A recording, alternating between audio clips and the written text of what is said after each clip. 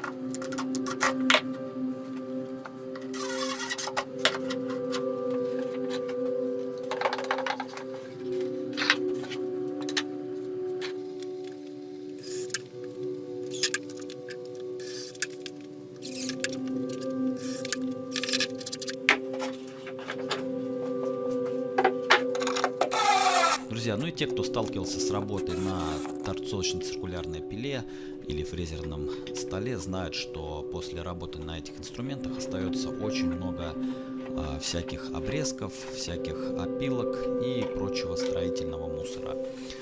Постоянно это приходится потом куда-то расфасовывать, убирать, и это доставляет такое небольшое неудобство. Я решил сделать такой универсальный мусорный мешок выкатной, который можно в любой момент после работы вытащить и туда отсортировать уже все ненужные остаточные материалы.